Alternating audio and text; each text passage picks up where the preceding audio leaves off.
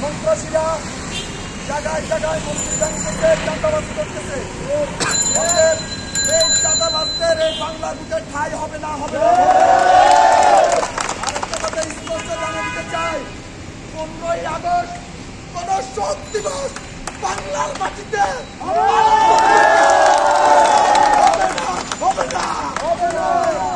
15ই August আমাদের উল্লাসের August, জাতির উল্লাসের আগস্ট।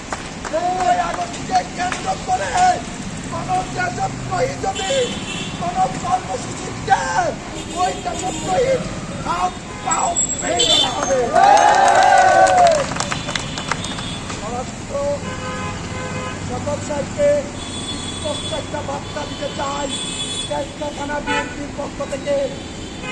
আপনি যাদেরকে বল উঠাইতে বলেছেন তাদের হাতে রক্ত রক্ত রক্ত,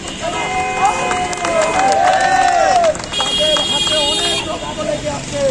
এই রক্তাক্ত হাতে বাংলাদেশে কোন দল উঠাতে দেওয়া হবে না।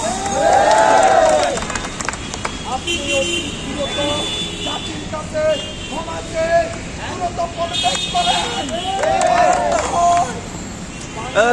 মানুষ তাকে 2 মিনিট সময় দেব না।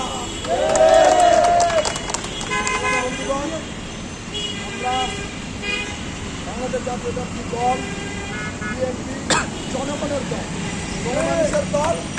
আমরা মানুষের পাশে আছি।